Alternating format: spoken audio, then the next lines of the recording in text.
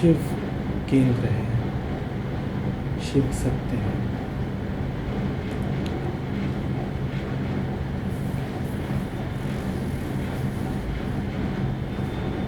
शिव वो हैं जिन तक मन रहकर पहुंच नहीं सकता।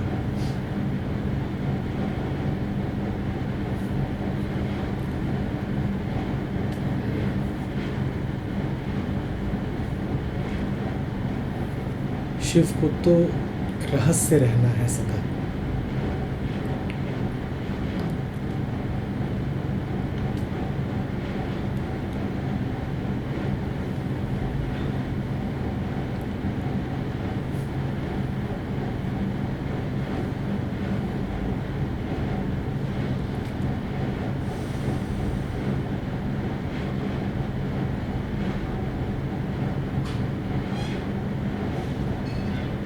शक्ति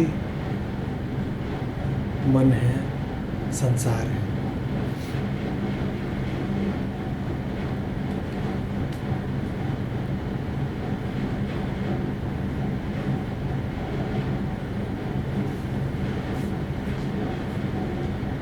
शिव में स्थिरता है, अचलता है।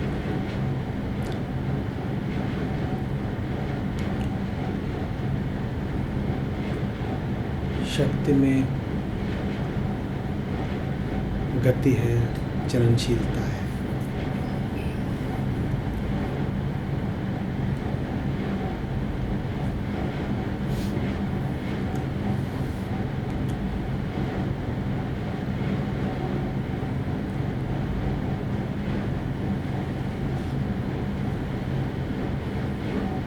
शक्ति जीवन है, शक्ति वो सब कुछ है।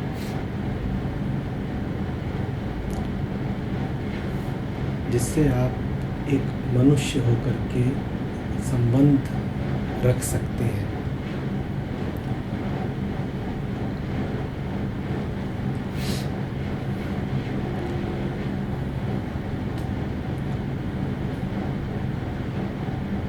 शक्ति भाव है, शक्ति विचार है।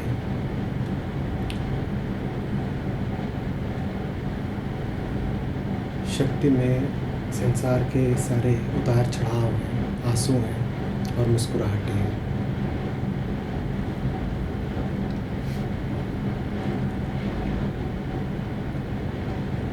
इन 9 दिनों में, नवरात्रि में,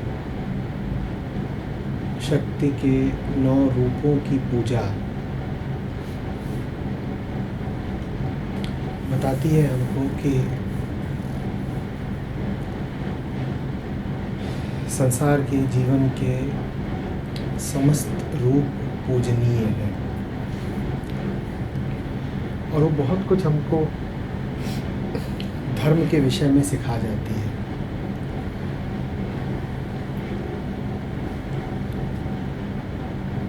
कहा गया है हमसे कि सत्य अरूप है, सत्य अचिंत्य है, निर्गुण है, निराकार है। लेकिन जब आप शक्ति के 9 रूपों को पूजते हो तो आपसे उससे आगे की एक बात कही जाती है, ऐसी बात जो ज़्यादा सार्थक, व्यावहारिक और उपयोगी है। सत्य होगा अरूप, पर हम रूपों में जीते हैं।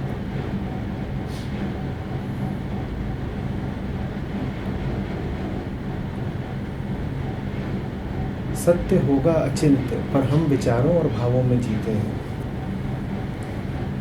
सत्य होगा निराकार, पर हम तो आकार और रंग और देह में जीते हैं।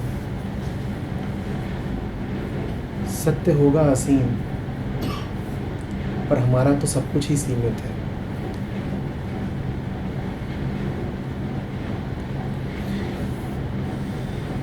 जिन्होंने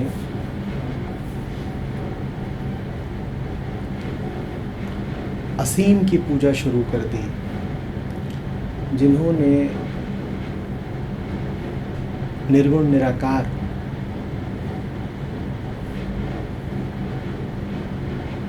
को पकड़ने की चेष्टा कर ली, जिन्होंने ये कह दिया कि वो सब कुछ जो प्रकट और व्यक्त है वो तो क्षुद्र है और असत्य है,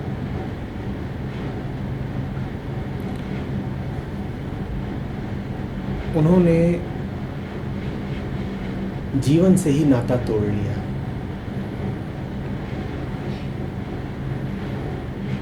उनका मन बिल्कुल शुष्क और पाषाण हो गया।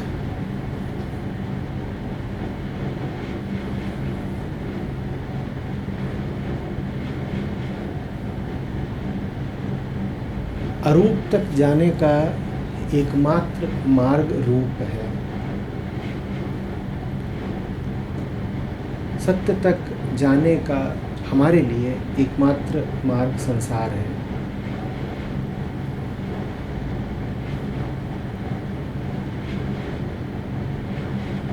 शिव के अन्वेषण का एकमात्र मार्ग शक्ति है। जिन्होंने संसार से किनारा कर लिया ये कह के कि संसार तो सत्य नहीं, उन्होंने संसार को तो खोया ही, सत्य से भी और दूर हो गए। शक्ति के 9 रूप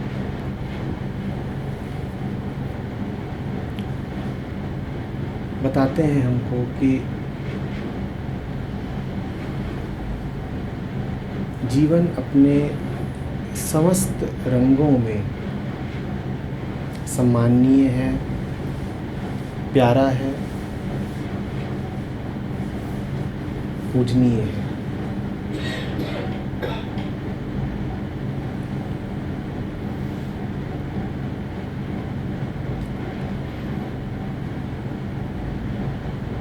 धर्म जीवन को काटने की बात नहीं है कि कुछ बातों का, कुछ पहलुओं का, कुछ रंगों का निषेध कर दिया। करा जा सकता है, सीखा जा सकता है, बहुत मुश्किल नहीं है। आप अपने आप को शिक्षा दे सकते हैं कि होठों को इतना सख्त बना लें कि वो मुस्कुराए नहीं, कि आँखों को ऐसा पत्थर कर लें कि वो रोए नहीं,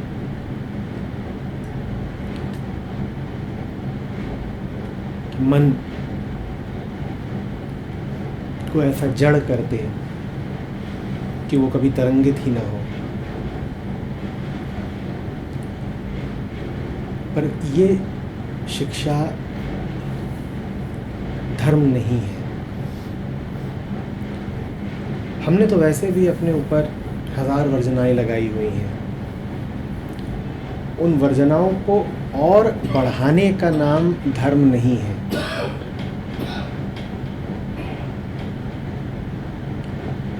और ये बड़े अचरज की बात है कि ऐसे लोग, हमारे जैसे लोग जो पहले ही बंधे हुए हैं, जो पहले ही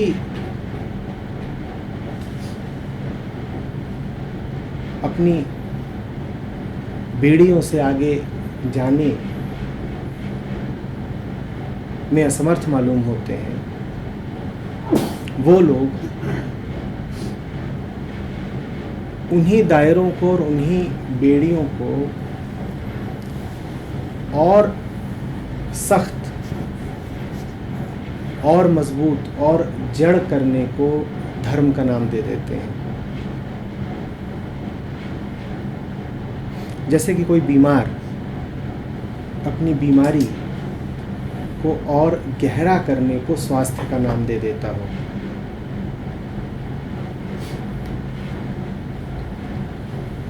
धर्म है पूर्ण मुक्ति।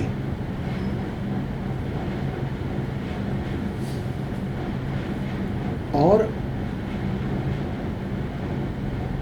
पूर्ण मुक्ति की बात बंधनों के परिप्रेक्ष्य में ही संभव है।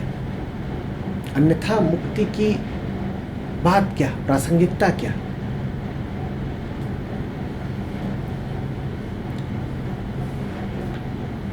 हम उल्टा सोच लेते हैं। हम कहते हैं मुक्ति का अर्थ है जीवन से मुक्ति। मुक्ति का अर्थ है जीवन पर पड़े बंधनों से मुक्ति।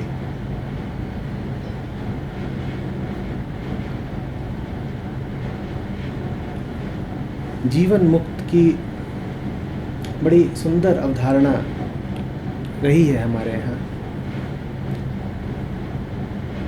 और जीवन मुक्त का अर्थ बहुधा लगा लिया जाता है जीवन से मुक्त। जीवन मुक्त का अर्थ होता है जिसका जीवन मुक्त हो बंधनों से। जीवन से मुक्त नहीं, मुक्त जीवन वाला, वो हुआ जीवन मुक्त, जो मुक्त जीवन जीता हो। और मुक्त जीवन जीने का अर्थ है जीवन के सभी चेहरों को गले लगा पाने का साहस, का प्रेम।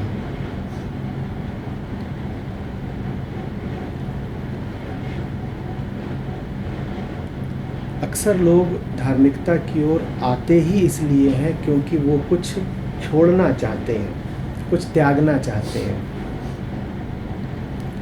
और आप तथाकथित धार्मिक लोगों को देखेंगे तो उनमें एक खास रूखापन पाएंगे अक्सर।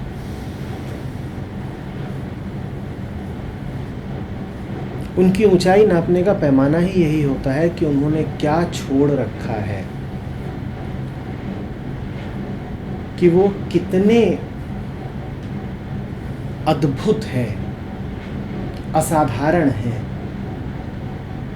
और असाधारण होने का अर्थ ही यही होता है कि वो सब कुछ जो साधारण है, सरल है, जीवन के सहज प्रवाह में सम्मिलित है, तुम उससे किनारा कर लो, तुम उसे हीन मानो, तुम उसे त्याज्य मानो। ये धार्मिकता की बड़ी विद्रूप परिभाषा है।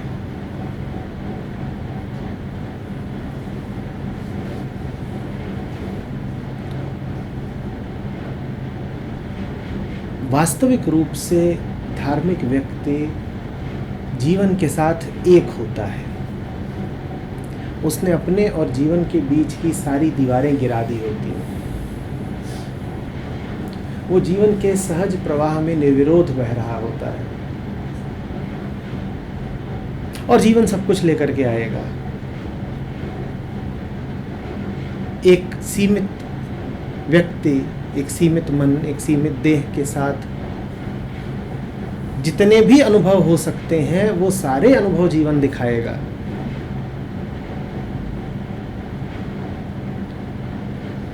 इन अनुभवों से आपको चोट लग सकती है, इन अनुभवों से आप गौरवमंडित हो सकते हैं।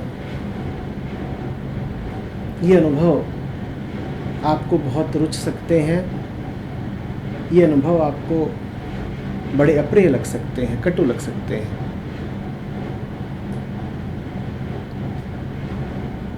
इन्हीं में जीना और इन्हीं के विरोध से मुक्त रहना धार्मिकता है।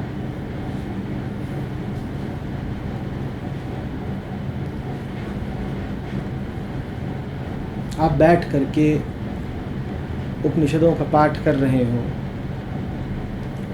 और सूचना आ जाए कि आपके दोस्त की मौत हो गई है और आप कहें कि नहीं, अभी तो गीता का पाठ कर रहा हूँ और कृष्ण यही तो समझा रहे हैं कि ना कोई आता है ना कोई जाता है, ऐसा कोई समय नहीं था हे अर्जुन जब ये लोग नहीं थे या तुम नहीं थे या मैं नहीं था।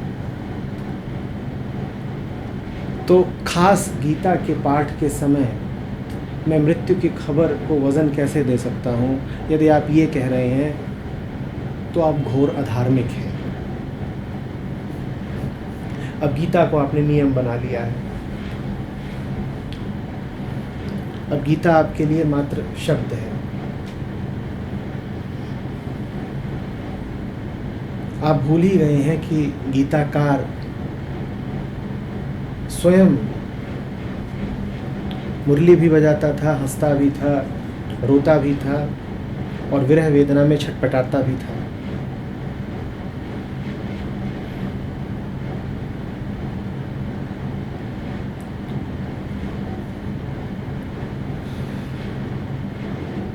जापान की कहानी है। एक ज़ेन गुरु थे, उनकी मृत्यु हो गई। उनके शिष्य विलाप करने लगे। जीवन भर आचार्य ने और उनके शिष्यों ने सबसे स्थिरता की और अनासक्ति की बातें करी थी। उन्हें देख करके यूं लगा था ज्यों विराग की मूर्ति हो। और आज इस क्षण पे जब गुरु का देहावसान हुआ, शिष्य रोते नजर आए।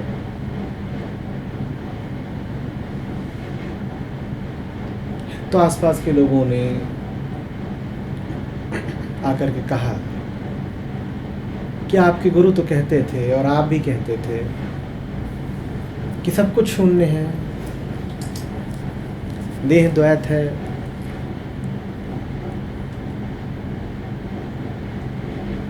शरीर प्रतीति मात्र है, एक आंतरिक परम शून्यता है और वही एकमात्र सत्य है। तो अब ये रोना कैसा? उन्होंने कहा ठीक, शून्य है, सत्य है, पर हम तो देह के लिए रोते हैं। सत्य के लिए कौन रो रहा है? शून्य के लिए कौन रो रहा है? गुरु थे, प्यारे थे, हमें उनका शरीर भी प्यारा था, शरीर चला गया है, हम शरीर के लिए रो रहे हैं। इतना भी हक नहीं है हमें?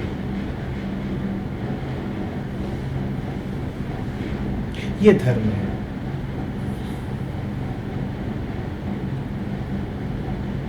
जब आप आत्मा के समक्ष समर्पित होते हैं तब आपको ये अधिकार मिल जाता है कि आप निसंकोच संसार के हो सके। हम कहाँ निसंकोच संसार के हो पाते हैं? हम तो डर जाते हैं। संसार कौन नहीं है जिसे दुश्मन न प्रतीत होता हो? कौन नहीं है जिसने संसार के खंड न कर रखे हों? कौन नहीं है जिसने अपनी सुरक्षा के लिए दीवारें न बना रखी हों? धर्म सत्य सत्य जपने का नाम नहीं है। धर्म संसार में अपने इर्द गिर्द खड़ी की गई इन दीवारों को ढहाने का नाम है।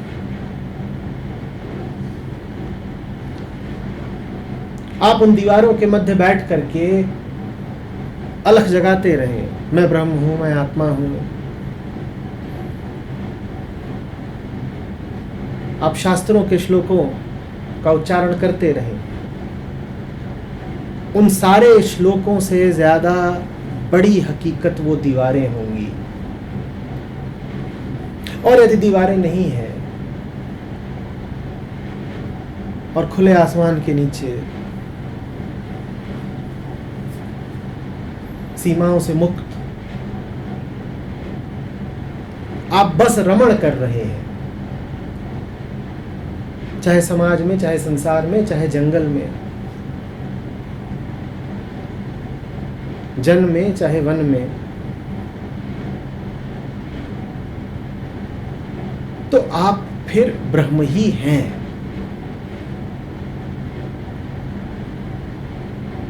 ब्रह्मत्व ब्रह्म ब्रह्म जपने का नाम नहीं है। ब्रह्मत्व असीम हो जाने का नाम है। दीवारें गई नहीं कि आप ब्रह्म। ब्रह्म शब्द वृहद शब्द के बहुत निकट है। वृहद माने वो,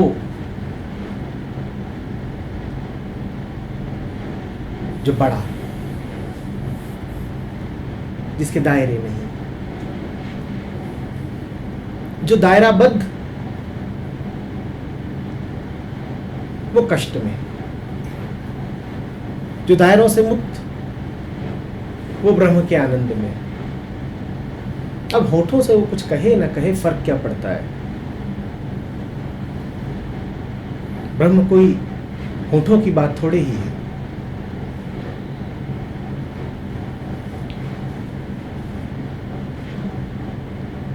आप लोग यहाँ आए हैं, मेरा अनुरोध है कि धर्म को जीवन की अवज्ञा मत बना लीजिएगा।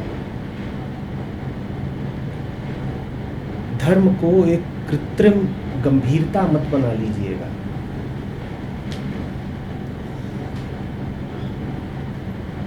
वयस्कता, प्रौढ़ता, मैच्योरिटी के नाम पर धर्म को एक बोझ सा मत बना लीजिएगा। ऐसे लोगों को दिन रात देखता हूं, इसीलिए ये विनय करनी पड़ रही है। आम जीवन में आप अपने आप को पूरा अधिकार देते हैं हंसने का, खेलने का। आप जब उपनिषदों के साथ भी बैठें तो अपने आप को उनसे खेलने का हक दें। आप मुझसे बात कर रहे हैं, बीच में कुछ गलत नहीं हो जाएगा यदि आप ठहाका मार दें। ठहाका नहीं मार सकते तो कम से कम मुस्कुरा ही दीजिए। धर्म का मतलब मुर्दा हो जाना नहीं है। लेकिन मैं देखता हूं कि धार्मिक आयोजनों में अधिकांशतः वही लोग जुड़ते हैं जो या तो मर चुके होते हैं या जिनकी मरने की पूरी तैयारी होती है।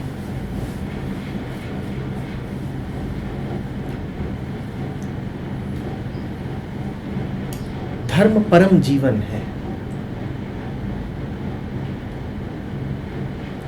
शक्ति के 9 चेहरों को जीवन का अनंत चेहरा समझिएगा। जीवन के अनंत रूपों के पर्याय हैं शक्ति के 9 रूप।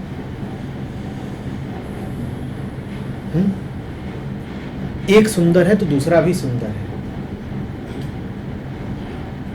एक क्रूर लग सकता है, दूसरा मोहक लग सकता है, कोई फर्क नहीं पड़ता। एक में मां है और दूसरे में संहारकर्त्री। एक रूप में जीवन दे रही है, दूसरे रूप में जीवन ले रही है। एक रूप में विद्या दे रही है,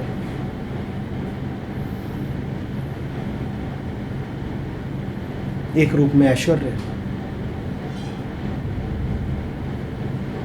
एक रूप में किसी की अर्धांगिनी है, एक रूप में जगत जननी है। आप देख रहे हैं ये सारे रूप आपसे कितने जुड़े हुए हैं। ये देख रहे हैं कि इन सब का हमारे निजी जीवन से कैसा वास्ता है। जब आप इनकी पूजा करने जाएं तो समझ लीजिएगा कि आप उनकी नहीं, अपने ही जीवन के भिन्न भिन्न पहलुओं की पूजा कर रहे हैं।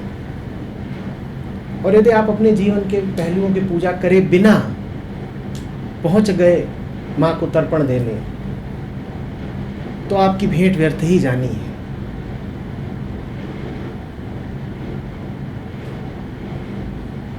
आप घर बैठे हैं, आप खाना खा रहे हैं, ये जीवन का एक रूप है। इसको आदर देना सीखें। ये कोई हीन बात नहीं है।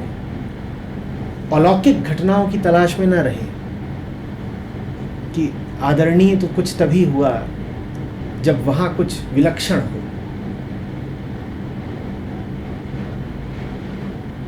पारलौकिक, असाधारण। हम तो बैठ करके रोटी सब्जी खा रहे हैं, इस बात को क्या महत्व देना। वो परम घटना है। ऐसा समझिए कि जैसे आप मंदिर में ही हैं। जन्म होता है एक बच्चे का आपके यहाँ पर, परम घटना है। मृत्यु घटती है आपके यहाँ, परम घटना है। और जन्म और मृत्यु जब मैं बोल रहा हूँ तो ये तो फिर भी विरल घटनाएं हैं, कभी कभी होती हैं। जो रोजमर्रा की साधारण घटनाएं हैं, इनको आप शक्ति का नृत्य समझें, नृत्य की कलाएं समझें। कुछ नहीं कर रहे, आप कुर्सी पर बैठे हैं, अखबार पढ़ रहे हैं, या थक कर आए हैं, नहाने चले गए हैं, ये जीवन का नृत्य ही तो है। आप पड़ोसी से बातचीत में मग्न हैं, आप टीवी देख रहे हैं, आप कोई किताब पढ़ रहे हैं, शाम को आए हैं, आप बच्चे से बात कर रहे हैं, या खिड़की से बाहर देख रहे हैं डूबते हुए सूरज को, या अपनी अर्धांगिनी के साथ। ये सब घटनाएं रोज घटती हैं, और चूंकि रोज घटती हैं तो हमें लगता है इनमें तो कुछ खास नहीं। नौ दुर्गा आपको बताने आई है कि इन्हीं में ही सब कुछ खास है, और इनके अतिरिक्त कुछ और खास होता नहीं।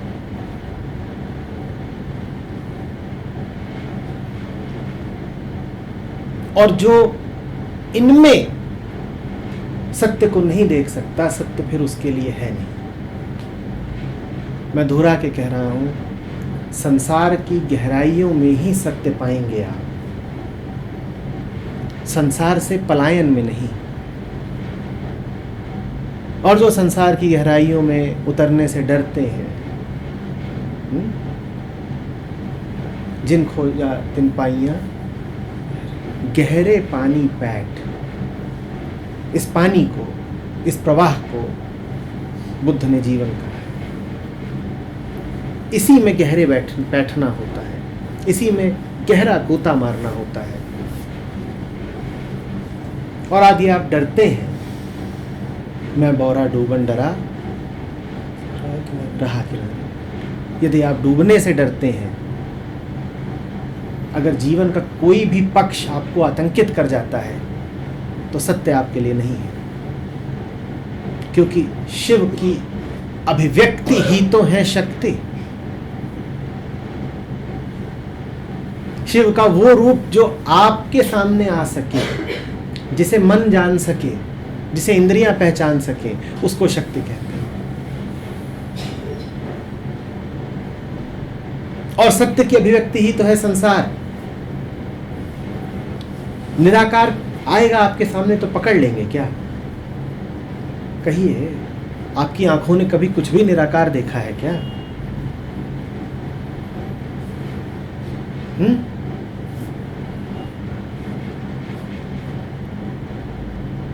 हम तो मलिनताओं में जीने वाले जीव हैं। कुछ बिल्कुल निर्मल निर्विकार आ गया आपके सामने, तो उससे क्या रिश्ता बनेगा आपका?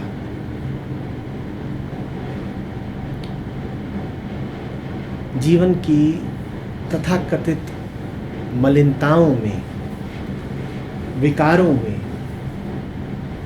ही बिना शिकायत के बैठना होता है। और शिकायत करने का मौका तो आपको मिलेगा, क्योंकि मलिनता मलिनता है, विकार विकार है। आपको लगेगा कि हम कहें कि देखो ये सब झूठ है, गलत है, गंदा है। नहीं, झूठ लग सकता है, गलत लग सकता है, गंदा प्रतीत हो सकता है, उससे भागिए मत। यहाँ त्यागने लायक कुछ भी नहीं है।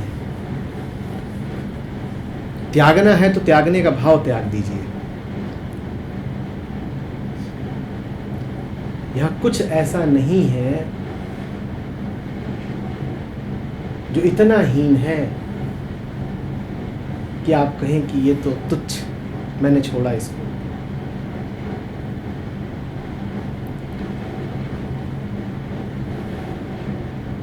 या कि ये कह दीजिए कि रचनाकार से ज़्यादा बड़ी है आपकी होशियारी, आप कह रहे हैं उसने बनाया हमने त्यागा।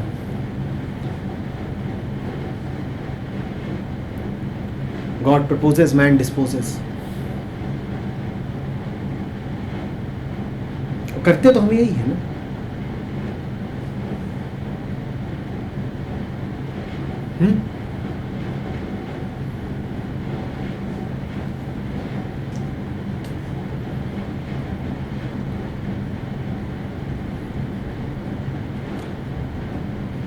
कहीं पर छू पा रहा हूं आपको?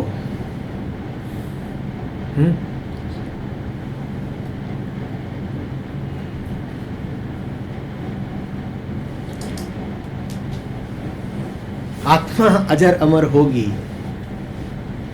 आपका देह से बड़ा गहरा संबंध है और ये देह दोबारा नहीं मिलेगी। देह का तो एक ही जीवन है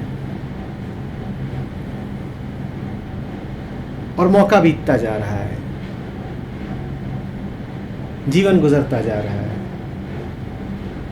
और मत चूकिए।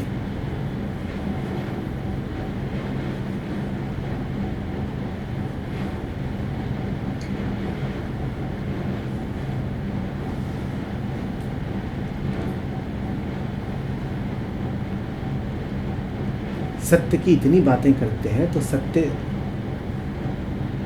पर जरा भरोसा भी रखिए। कुछ ऐसा नहीं हो जाने वाला है कि आप टूट जाएं। कोई अनुभव इतना विकराल नहीं हो सकता कि आपको तोड़ निचोड़ दे, और यदि वो आपको खंड खंड कर भी देता है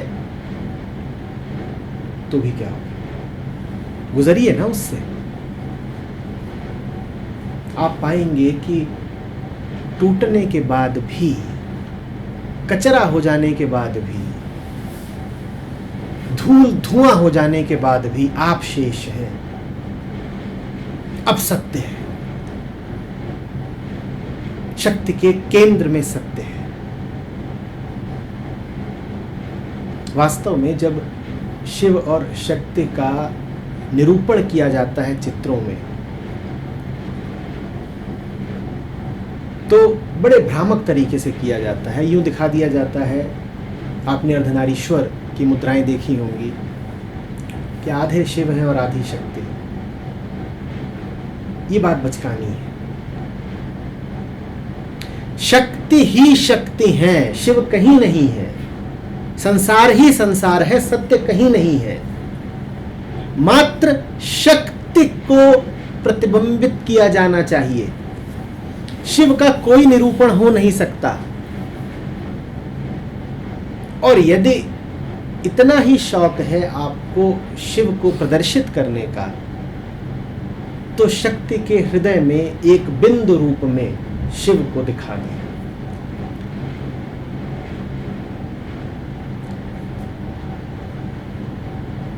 शक्ति यदि पूरा विस्तार है तो उस विस्तार के मध्य में जो बिंदु बैठा हुआ है वो शिव है।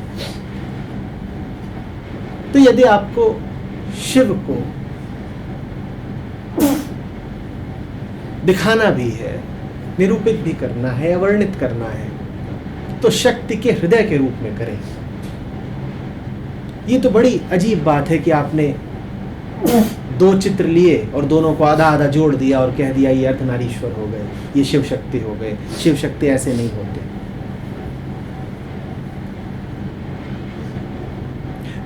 मैं फिर कह रहा हूं, मात्र शक्ति ही शक्ति है। कैसे पहुंचोगे शिव तक? शक्ति के दिल में जो बैठा है उसे शिव कहते हैं।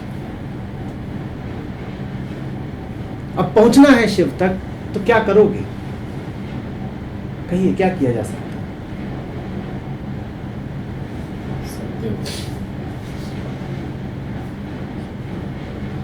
शक्ति को ही अंगीकार करना पड़ेगा।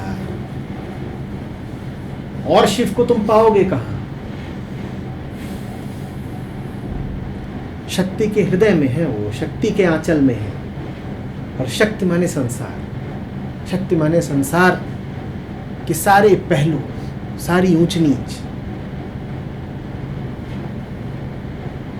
उसके अलावा कहाँ मिलने वाले हैं?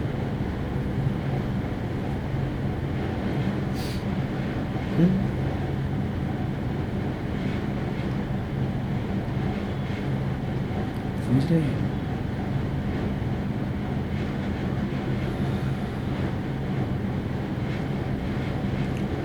शिव की आराधना बिना शक्ति के पूरी हो नहीं सकती।